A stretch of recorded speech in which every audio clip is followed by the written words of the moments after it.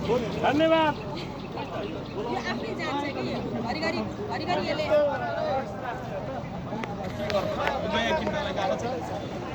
यो सब प्रब्लम हो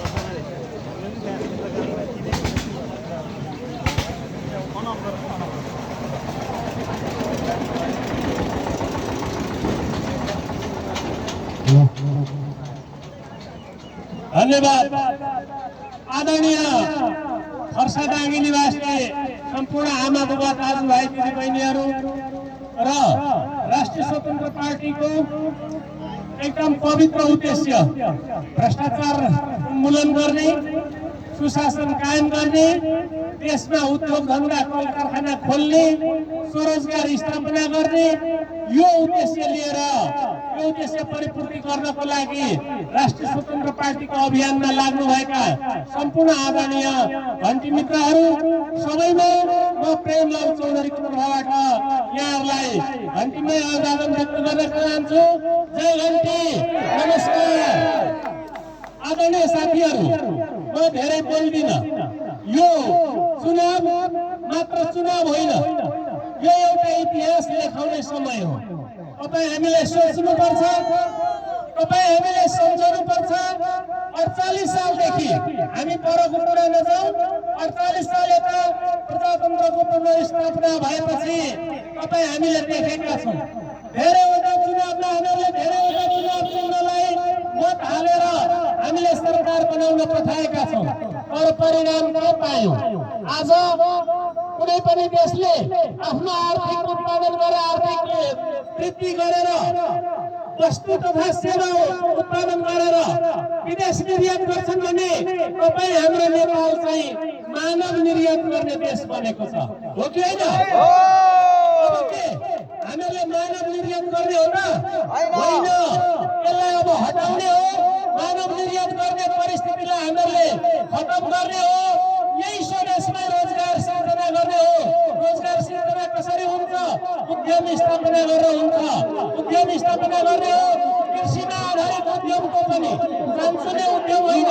तपाईँ हामी नेपाल कृषि प्रधान देश, हामी कृषक वर्ग मजदुर वर्ग कृषकको जीवन स्थिति उकास्नको लागि कृषिमा आधारित उद्यम स्थापना गरेर तपाईँहरू यही स्वरोजगार सिर्जना गरेपछि हाम्रा दाजुभाइ दिदीबहिनीहरू बाहिर जानु पर्दैन हो।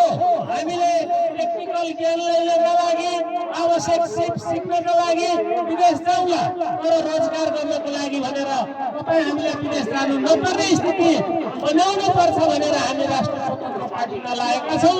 हाम्रो आदरणीय नेता बालेन्द्र शाहजी जो देशको एउटा धरतीपुत्र हुनुहुन्छ, तराईको एउटा धरतीपुत्र हुनुहुन्छ, तपाईँहरूले सोच्नु होला अहिलेसम्म कुनै पनि पार्टीले यो हिम्मत गरेका थिएन, तर राष्ट्रिय स्वतन्त्र पार्टीले यो दोस्रो चुनावमा होमिदै गर्दाखेरि उहाँलाई प्रधानमन्त्री स्वीकार गरेर अगाडि बढाएको छ।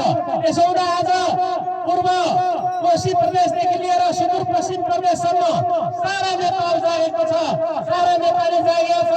म हिजो अस्ति 13 दिनको सुदूरपश्चिमसम्मको भ्रमण गरेर आएँ। उहाँहरू पुराका पुर मधेसमा 32 सिट छ, 32 सिट उहाँहरू जिताउने गरी लाग्नु भएको छ। त्यसै गरी 36 लाख मत छ, 36 लाखै मत उहाँहरू समानुपातिकमा झार्न उद्यत हुनुहुन्छ। सुदूरपश्चिममा 16 सिट छ, उहाँहरू 16 सिट दिने गरी लाग्नु भएको छ। 17 लाख मत छ, 17 लाखै मत उहाँहरू समानुपातिकमा हाल्ने हुनुभएको छ। त्यसै गरी लुम्बिनी प्रदेश पनि मैले देख्ने मौका पाएको थिएँ। लुम्बिनी प्रदेशमा 27 सिट छ, 27 सिट उहाँहरू दिने गरी लाग्नु भएको छ। तपाईँ हामीले देखेका छौँ, सुनेका छौँ। लुम्बिनीमा टाङमा हाम्रो पार्टीको झन्डा बोकेर त्यहाँ गएर के भने एमालेको झन्डा चलाउने काम गरेर हाम्रो पार्टीलाई आक्षेप लगाउने सम्बन्धको निकृष्ट कार्यहरू गरेका थिए। आखिर त्यसको पर्दाफास हुनलाई 1 घण्टा पनि लागेन, पर्दाफास भयो। त्यसो हुँदा लुम्बिनी प्रदेश पनि हामी सबै राष्ट्रिय स्वतन्त्र पार्टीमै भएको छ। अब हामीले त्यो कुरालाई त्यो कुरालाई मध्यनजर गरेर तपाईँ हामी कोशीका साथीहरू पनि छुट्नु हुँदैन, कोही पनि चुक्नु हुँदैन।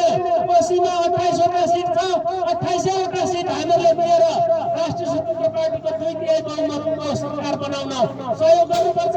यसै गरी हाम्रो कोशीमा 36 लाख लगभग 37 लाख मत छ। त्यो 37 लाख मत तपाईँ हामीले समानुपातिकमा भेला पार्नुपर्ने छ।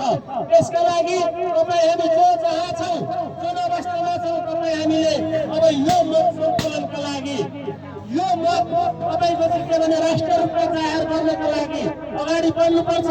एउटा कुरा ध्यान दिनु होला, यो फर्साटाकी निवासी हाम्रो बुढा दाजुभाइ दिदीबहिनीहरू र तमाम साथीहरू भर्खरै मात्र एउटा सूचना आएको छ, यो जानकारी गराउनै पर्छ। हामीले आन्तरिक रूपमा सर्कुलर गर्ने भनेर सोचेका थियौँ, तर यो आम जानकारीको विषय भएकोले मैले यहाँ राख्न चाहन्छु। अहिले हामीलाई थाहा छ पुरानो दलहरूले ट्रेड युनियन सङ्घको नाममा तपाईँको कर्मचारीहरूमा आफ्नो सङ्गठन उहाँहरूले राख्नु भएको छ। अहिले तिनै कर्मचारी मतदान अधिकृत, सहायक मतदान अधिकृत, सहायक कर्मचारीको रूपमा उहाँहरू जाँदै हुनुहुन्छ।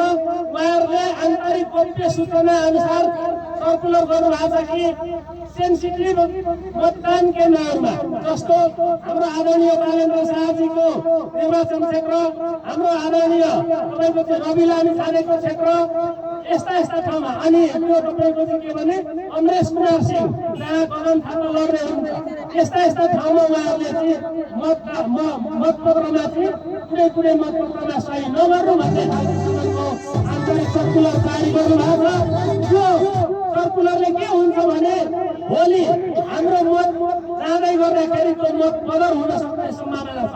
त्यसो हुँदा यो मतदान प्रतिनिधि बस्ने साथीहरू, मतगणनामा बस्ने साथीहरू धेरैभन्दा धेरै चलाखो हुनु पर्यो। सुरुमा त मतदान प्रतिनिधिहरू चलाखो हुनु पर्यो। हाम्रा साथीहरू त मतदान स्थलमा जो सहयोगका रूपमा हुनुहुन्छ उहाँहरू चलाखो हुनु पर्यो। हाम्रो मतदातालाई चाहिँ त्यो मतपत्रमा मतदान अधिकारले सही गराएको छैन यो कुरा हेरेर मात्र मत बुझ्न आग्रह गर्नु पर्यो, अनुरोध गर्नु पर्यो भन्ने मैले जानकारी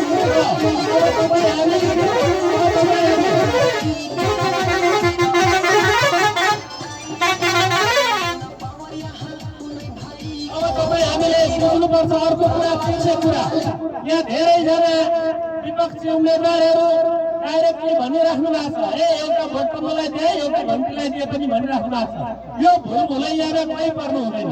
जसरी हामीले यहाँ बाँडेर पठाउँछौँ नि त्यसरी नै सत्ता बाँड्नु पर्ने हुन्छ। यसले तपाईँको विकृति विसङ्गति भित्र्याउँछ। तसर्थ हामीहरूले बालेन्द्र शाहलाई प्रधानमन्त्री बनाउन सक्दैनौँ। त्यसो हुँदा 110 सिट समानुपातिकमा छ, 165 प्रत्यक्षमा छ। दुवै तर्फबाट हामीले घन्टी बजाउनु पर्छ। त्यो 21 गतेको दिनलाई इतिहासमा नाम लेखाउनु पर्छ। र बालेन्द्र शाहजीको नेतृत्वमा 2/3 सरकार हामीले गठन गर्न एकदमै भरमग्दुर प्रयास गर्नुपर्छ। गरायो मरको स्थिति छ, कोही नेपाली छुट्नु हुँदैन, कोही मतदाता छुट्नु हुँदैन।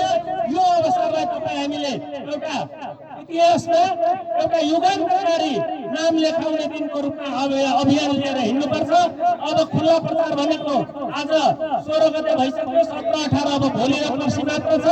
र त्यस पछाडि एउटा मौन अवधि भन्ने कुरा छ। त्यो मौन अवधिमा मनी अवधिमा नबदलियोस्। तपाईँ हामीले यो ध्यान दिनुपर्छ है, मौन अवधिलाई मनी अवधिमा नबदलियोस् होइन। यसमा तपाईँ हामीले निगरानी गर्नुपर्छ भन्ने अनुरोध गर्दै गर्दै हाम्रो अभियानलाई सफल बनाउन सबै लागु भन्ने अनुरोध गर्छु। धन्यवाद। जय देश, जय घन्टी। हेलो।